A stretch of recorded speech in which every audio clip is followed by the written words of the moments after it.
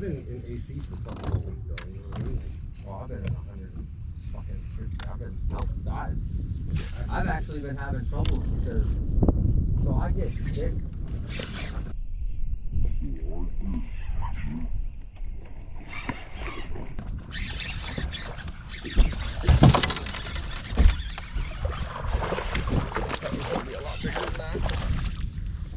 It looked a lot bigger when it was wallowing. 163 on a white frog over some cheese. Hey y'all, back at Delta again. Things are shaping up. The bite's getting better. They're starting to pull out of that summer funk. I got new baits on the menu this time, but there are some of the same baits that are still holding true. One of those baits is jig rig with either a Senko or a creature bait. That's what I was thinking.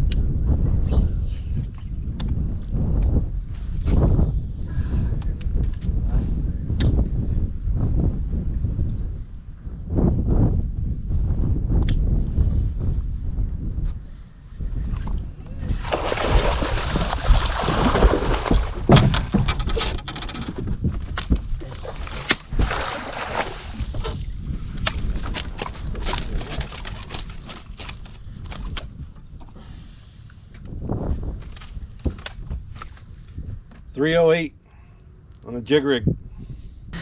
Now this jig rig, you can also replace it with like a light Texas rig. You're basically, the whole point of it is to flip a bait to let it fall against the weed lines or the tule lines. That one right there was kind of like a weed and tule combination. But the whole point of that is you want that subtle thing. Something with red in it, like a watermelon with red in it, is really all you kind of need, for us at least. One of the other things that was working for us was a frog. Like tournament wise, like I said,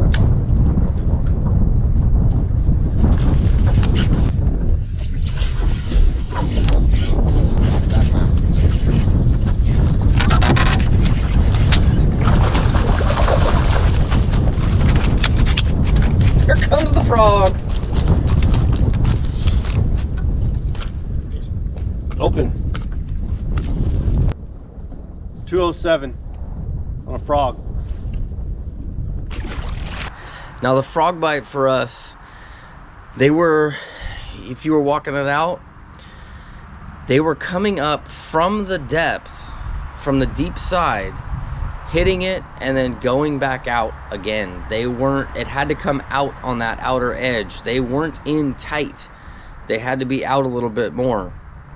I had got multiple blow-ups on some good fish, but they hadn't hooked up. Brian picked up a smaller poppin' frog, the smaller river to sea poppin' frog, and since it was overcast, we had that black, and was able to start getting bit and just focusing on that outside stuff. Very few bites came from the actual inside edge. There were some, but most of those bites were on the outside.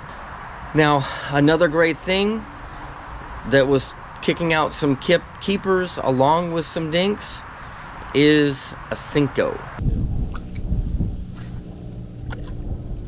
I just don't, hey, one book, they fish our stuff and fish their stuff and our stuff. They can join both of them.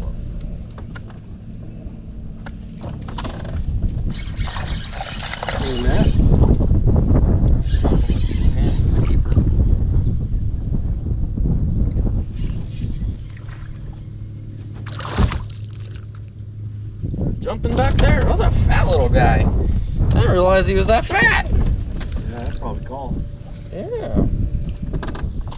202 on a Senko, watermelon Senko. Now that Senko bite is watermelon with a red, wacky rigged, weightless. It's kind of the same kind of situation as you do with that light flipping. You're just working those deeper edges. And just flipping it in there, letting it fall, dead sticking it, picking it up. They're either there or they're not there. They're hitting it on the fall, as normal sink goes. Now, here's a curveball for keepers that I've not been able to say for a while, and I'm kind of glad it's back, and that is a glide bait.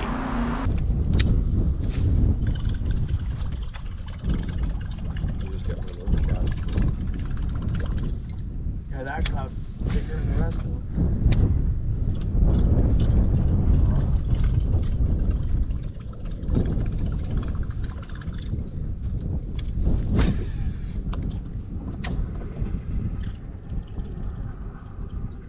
Oh, watched it. That was dope. That was dope. I watched them smoke it. 218 on glide bait, Warden color, River Sea 168. That glide bait was River Sea 168 in the Warden color. Just working those outside lines. I did notice this was an overcast day. When the sun poked out versus when it didn't poke out, that Warden, that color, went from either them eating it or them following it. So pay attention to your colors on those glides. It does change. You can't just pick up one all day long and keep throwing those, but they got some really good follows when the weather, or when the sun wasn't right, and it got some decent fish to eat when it was right. Next thing would basically be for the smaller fish. The smaller fish, if you want to catch a bunch of them, you need to go with a whopper plopper.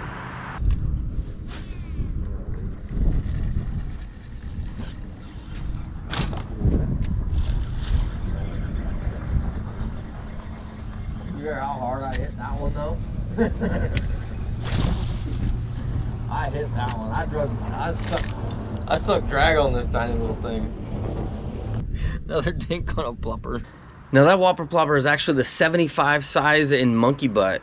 It's a shorter one. It still has that good plop to it. Still has that good tail kick. So it's a compact size, but with the tail kick. And you just basically start running lines with it. Huck it and chuck it. Run it down. Start on one end of the bank and just keep going down that bank, and you'll see them come up. How we ended up with the whopper plopper is I picked up the Teckle with the plopper style thing on there, and I was rolling it slow, and I did not get bit on that until I started rolling fast, but they wouldn't hook up, and those were bigger fish. So Brian picked up a buzzbait, and this happened.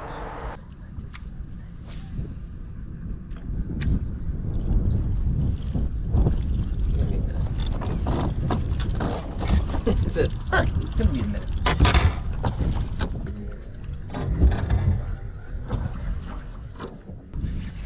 Net? No, he's coming in.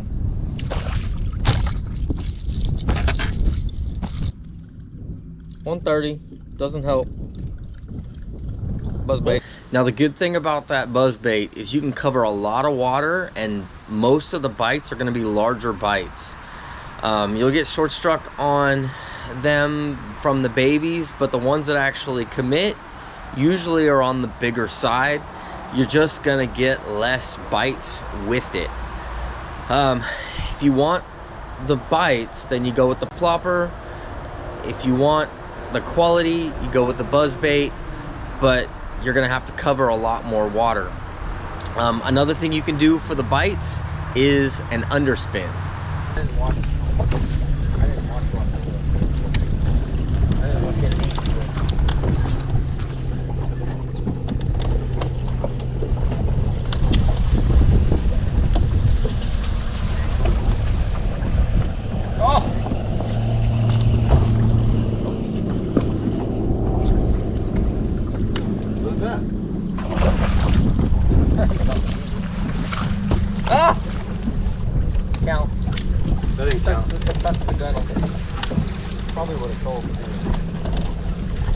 So for that underspin, if any of you have been following me for a while, you know that I love my underspin, especially on the Delta. It's just a 4.3 Keitech. Usually it's threadfin shad, bluegill flash, something bait related.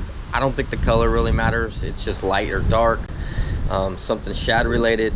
That bite for me has definitely slowed down.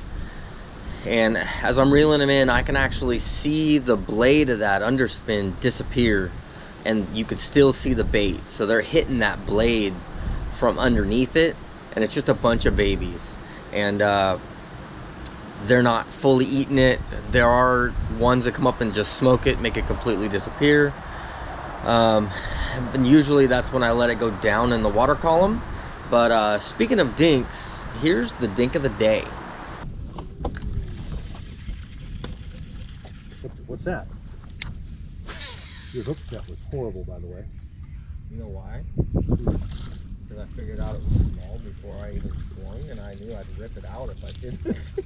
Dink of the day. So I backed out. Dink of the I only day. backed out because I realized it was not big. And it was the dink of the day? And it's probably going to be dink of the day.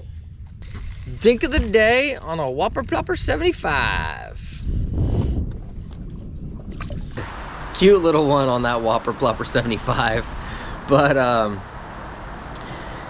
to sum it all up, if you're gonna go for quality bites, best recommendations from me would be a jig rig or a light Texas rig on with a Cinco or a creature bait, watermelon red colors, or go with a frog. You're gonna have to cover a lot of water, but when you get bit, they will be good bites.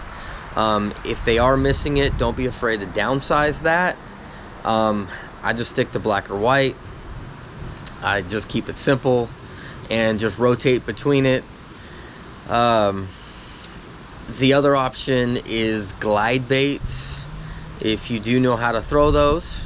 If you're gonna go for quantity, my best recommendation is throw a Whopper Plopper. It's fun to watch them explode on it. They come after it with all of their might.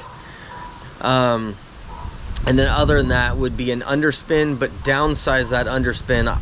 I throw the 4.3 to get rid of a lot of those smaller fish. If you downsize that, they'll eat it. I hope this helps you guys. I'm going to leave you with one last glide bait fish, and until next time, I hope you get them. The thing is, like, dealing with this guy that's fucking beating her down. You met?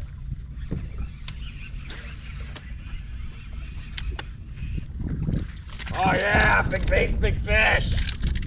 Yeah, big baits, big fish. 6-inch glide bait, and it's barely a kayak keeper. Barely.